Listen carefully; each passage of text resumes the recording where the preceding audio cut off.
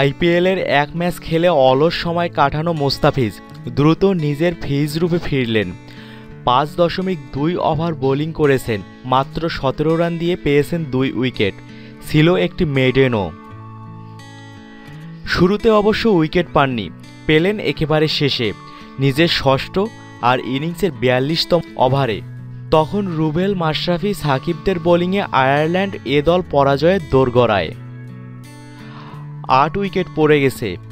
42তম ওভারে প্রথম 2 বলে 2 উইকেট নিয়ে ইনিংসও শেষ করে দিলেন। আগামীকাল ত্রিদেশীয় সিরিজের প্রথম ম্যাচের আগে এটাই সবচেয়ে বড় সুখবর।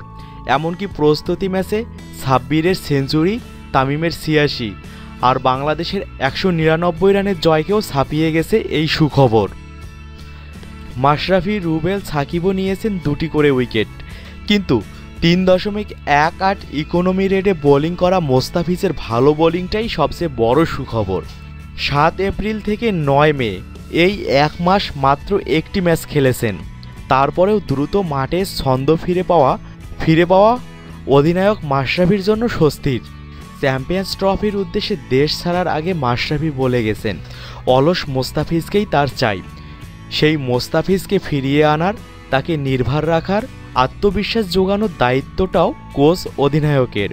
নিজের চেনা সতীর্থদের মাঝে ফিরে মোস্তাফিজ যেন নিজেকেই ফিরে পেতে শুরু করলেন। কালকের বোলিংয়ে সেই ছাপেই থাকলো।